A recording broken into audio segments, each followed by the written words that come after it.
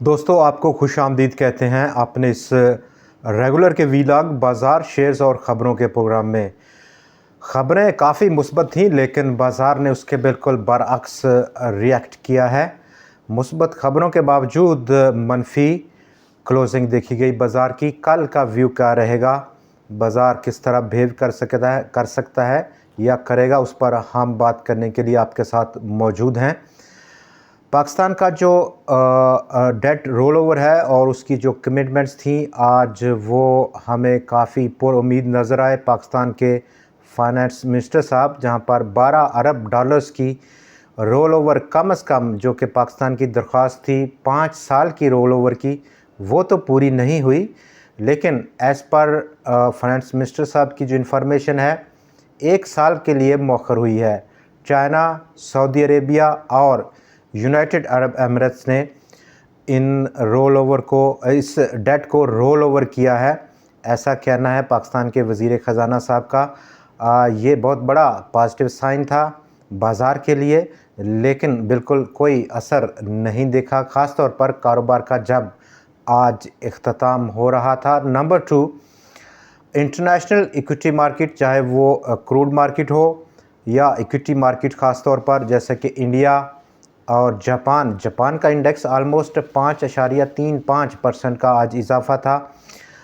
इस वक्त जो ऑनगोइंग ट्रेडिंग जारी है, जैसे कि यूरोपियन सेशन में वहाँ पर काफ़ी बेहतरी है कल की रिएक्टिव किस्म की क्लोजिंग के बाद। और बिलखसूस यूनाइटेड स्टेट्स ऑफ अमेरिका के इस वक्त फ्यूचर इंडाइसेस में एक अच्छी परफॉर्मेंस देखी जा रही है, जो कि हमें पॉइंट कर रही है कि आज का दिन मार्केट्स में बेहतर होने वाला है। लेकिन इस तमाम डेवलपमेंट्स का हमारे बाज़ार पर मनफी असर छोड़ा।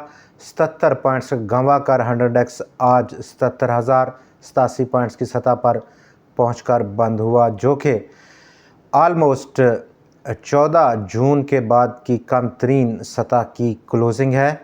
क्या वो वजूहत हैं? और हमारा जो व्यू था आपके साथ कल और उससे बेशतर सेशंस में, बाज़ार इस वक्त एक करेक्शन के मूड में नज़र आ रहा है। और बिलखसूस आज भी जैसा कि इंट्राडे बड़ा एक जंप देखा गया, 77,800 पॉइंट्स का इंट्राडे हाई था, 609 पॉइंट्स का इजाफा था इंट्राडे। लेकिन कारोबार का इख्तिताम पर बाज़ार इस तमाम इजाफे को संभाल नहीं पाया और ज़ाया किया, जबकि ज़ाया ही नहीं किया, मनफी भी बंद हुआ। वॉल्यूम्स में आज कमी देखी गई कल की निस्बत। 54 करोड़ शेयर से ज़्यादा का काम हुआ बाज़ार में, जिसकी मालियत बढ़कर 23.5 अरब रुपए कर पहुंची। कल 75 करोड़ शेयर से ज़्यादा का काम था। और आज भी हमने देखा कि कोहिनूर स्पिनिंग मिल्स में अच्छा खासा काम हुआ।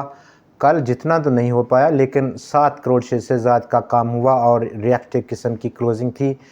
कोहिनूर स्पिनिंग जो कि इस वक्त लाइमलाइट में है, पिछले 3 ट्रेडिंग सेशंस में बड़ा वॉल्यूम था और आज भी लगातार तीसरे रोज़ वो वॉल्यूम लीडर्स की लिस्ट पर सरफहरिस्त देखा गया। कंपनी बेसिकली एक जो उसकी मटेरियल इंफॉर्मेशन है उसके मुताबिक ट्रांसफॉर्म कर रही है अपने आप को स्पिनिंग बिज़नेस से towards mining processing technology sector की तरफ, और उसके लिए उसने एक स्ट्रैटेजिक डिसीजन लिया है मैनेजमेंट ने। देखें क्या रहता है। लेकिन यहाँ पर बाज़ार में जहाँ पर प्राइस का तल्लक है, कीमत जो कि डिपेंड करती है हमारे नफ़ा या नुकसान का दारोमदार टोटली और प्योरली प्राइस पर है। 6 रुपये 20 पैसे का वो रेजिस्टेंस जो कि कल भी स्टॉक जिसके रिएक्टिव किस्म की क्लोजिंग थी, आज भी नीचे गिरा है। यूसुफ वीविंग मिल्स भी नीचे बंद हुआ और उसका जो टर्निंग पॉइंट है यूसुफ वीविंग का, वो 4 रुपये और 75 पैसे था। कोहिनूर स्पिनिंग का 6 रुपये 20 पैसे, जबकि पाकिस्तान इंटरनेशनल एयरलाइंस का इस वक्त 18 रुपये 90 पैसे का टर्निंग पॉइंट है। अपसाइड अगर मूव हम देखने को मिल सकती है। आटोस रिफाइनरीज़ ने आज बेहतर परफॉर्म किया एक बार फिर से। आटोस में जिस तरह GHNI GAL आउटस्टैंडिंगली परफॉर्म किया, जबकि रिफाइनरीज़ में नेशनल रिफाइनरी, पाकिस्तान रिफाइनरी ने एक अच्छा परफॉर्म किया। जहाँ तक इंडेक्स हैवी वेट स्टॉक्स का ताल्लुक है तो वहाँ पर हमने बैंकिंग सेक्टर और इसके साथ साथ फर्टिलाइज़र सेक्टर में प्रॉफिट टेकिंग देखी। Bank Alfalah, agro fertiliser, FFC, UBL, hub power company, Pakistan petroleum और हबीब मेट्रोपॉलिटन बैंक में भी प्रॉफिट टेकिंग देखी गई, जबकि असली बैंक और पाकिस्तान स्टेट ऑयल कंपनी ने भी इसी ग्रुप को ज्वाइन किया।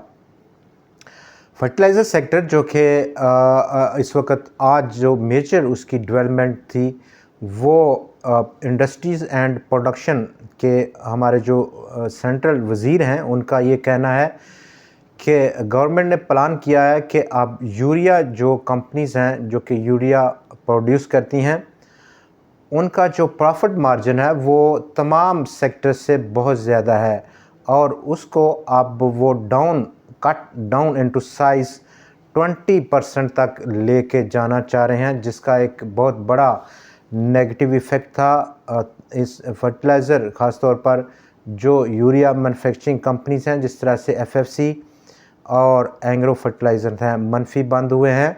मज़ीद कल हम देखेंगे कि क्या इसका जो इफ़ेक्ट है वो अभी चूँकि प्रॉपर पूरी जो कम्युनिटी है इन्वेस्टमेंट कम्युनिटी स्टॉक मार्केट की वो इससे अवेयर नहीं थी, उसको ख़बर नहीं थी। जब वो कल तक इन्फॉर्म होगी तो एक और सेल का वॉल्यूम तैयार रहेगा इन स्टॉक्स के लिए, चूँकि ये दोनों स्टॉक्स इंडेक्स हैवीवेट स्टॉक्स हैं और इसी की बदौलत आज जो मेजर डाउनसाइड कंट्रीब्यूशन है बाज़ार मनफी बंद हुआ है। नंबर 3, पाकिस्तान का जो आउटफ्लो है ख़ास तौर पर जो लिस्टेड कंपनीज़ हैं या फॉरेन कंपनीज़ जो यहाँ पर ऑपरेट करती हैं one by one good bye कर रही हैं पाकिस्तान को। और आपकी बारी शेल के बाद जो इस सेक्टर से बिलोंग करती है ऑयल मार्केटिंग कंपनी से, वो एक फ्रेंच कंपनी है टोटल एनर्जीज़, उसने पाकिस्तान से एग्ज़िट का प्लान किया है।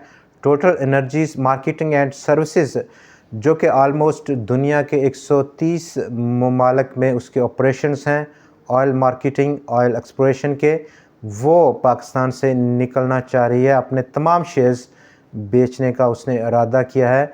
इससे दूसरी जो हम अगर ख़बरें देखें तो वहाँ पर फौजी फर्टिलाइज़र बिन कासम 9 अगस्त यानी कि फ्राइडे को एक एमरजेंसी बोर्ड मीटिंग डिक्लेयर की कंपनी ने।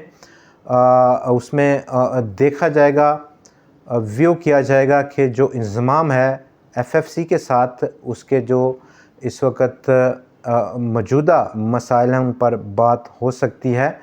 रेशो फ़िलहाल उस पर हमने ऑलरेडी अपने एक प्रोग्राम में बात कर रखी है। एमसीबी बैंक का आज क्वार्टरली रिज़ल्ट था, हाफ ईयर 9 रुपये का कैश पे किया कंपनी ने, जबकि दूसरे क्वार्टर में प्रॉफिट आफ्टर टैक्स में 14.6% का इजाफा देखा गया। क्रिस्टन स्टील्स दूसरे क्वार्टर का प्रॉफिट ऑलमोस्ट डबल रहा इस क्वार्टर की बेसिस पर, ईयर ऑन ईयर बेसिस पर 3.50 का कैश भी कंपनी ने पे किया। अपर कैप हिट हुआ एक वक्त पर स्टॉक की कीमत में। पाकिस्तान टबैको कंपनी 30 रुपये का कैश डिविडेंड लिया कंपनी ने, प्रॉफिट्स में 36% का जंप देखा गया। दीवान फ्रूक मोटर्स अब अपना तमाम जो स्पॉन्सर्स का लोन है वो इक्विटी में कन्वर्ट करने का प्लान रखता है और इस हवाले से कंपनी ने एक एनुअल जनरल मीटिंग कॉल कर रखी है 27 अगस्त को, जिसमें कि वो इस तमाम प्रपोज़ल को कंसीडर करेगी। जबकि पाकिस्तान का जो डॉलर बॉन्ड्स हैं वो आलमोस्ट इस साल कैलेंडर ईयर 24 में 30% का उनमें इजाफा देखा गया, जो कि पूरे एशिया में सबसे ज़्यादा देखा गया है। इन तमाम 3 बड़ी मेजर न्यूज़ के बावजूद बाज़ार मनफी बंद हुआ।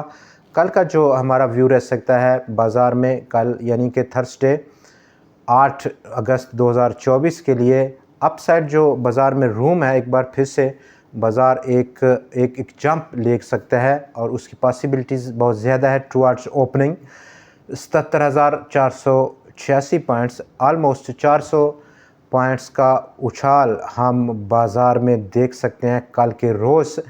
लेकिन उसकी क्लोजिंग कहाँ पर रहती है प्लस में या नेगेटिव में, ये फ़िलहाल अभी तक उसकी कंफर्मेशन अभी दरकार है, चूँकि जो वन बाय वन अब इस तरह की सेक्टर रिलेटेड जो न्यूज़ हैं वो इफ़ेक्ट कर रही हैं बाज़ार को। जैसे कि आप जानते हैं आईपीपीज़ का इशू, और उसके बाद इंडस्ट्रीज़ मिनिस्टर का ये ऐलान करना कि फर्टिलाइज़र यानी कि यूरिया मैन्युफैक्चरिंग कंपनीज़ का जो प्रॉफिट मार्जिन का रेट है उसको कट किया जाएगा।